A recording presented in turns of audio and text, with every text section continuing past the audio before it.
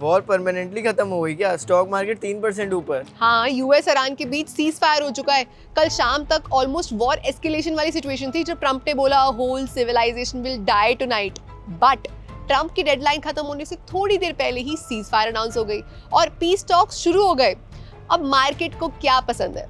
Certainty. Exactly और market को वो मिल भी गई। नैरेटिव पूरा वॉर रिस्क से नेगोशिएशन फेज में शिफ्ट हो गया। पर क्या श्योरिटी है सीज फायर की, कंसीडरिंग ट्रम्प?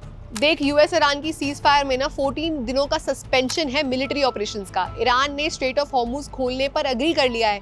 यूएस ने ईरान के 10 पॉइंट के नेगोशिएशन प्रपोजल एक्सेप्ट कर लिया है, जिसमें सैंक्शंस हटाने से लेकर फ्रीज करे हुए एसेट्स को रिलीज करने तक की डिमांड्स हैं।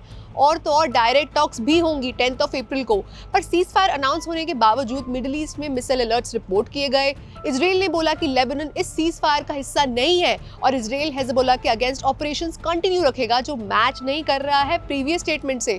सो surety can not be expected. अब ये देखो कि जब से ये सीज फायर अनाउंस हुई है तब से ब्रेंट क्रूड ऑलमोस्ट 15% से गिर गया, जिससे इंडिया की इकोनॉमी को डायरेक्ट बेनिफिट मिलेगा, क्योंकि हम जानते ही हैं इंडिया अपना ज़्यादातर ऑयल इंपोर्ट करता है। ऑयल सस्ता होने से इन्फ्लेशन कम होती है, कंपनीज के कॉस्ट कम होते हैं, प्रॉफिट मार्जिन्स इंप्रूव होते हैं, स्पेशली एविएशन, लॉजिस्टिक और मैन्युफैक्चरिंग जैसे सेक्टर्स में। और पता है, ये सिर्फ इंडिया की स्टोरी नहीं है, पूरे एशिया में मार्केट्स ऊपर गए। कई जगह 3 to 4% रैली, क्योंकि जब फियर होता है इन्वेस्टर्स सेफ एसेट्स में चले जाते हैं और जब वॉर टेंशन कम होती है तो वापस इक्विटीज में आते हैं। इसे कहते हैं रिस्क ऑन सेंटिमेंट। और तो और रुपी स्ट्रॉन्ग होकर 94 रुपीज पर डॉलर से 92 रुपीज पर डॉलर के आसपास आ गया। स्ट्रॉन्ग रुपी का मतलब है इंपोर्ट सस्ता, इन्फ्लेशन कंट्रोल में और फॉरेन इन्वेस्टर का कॉन्फिडेंस हाई।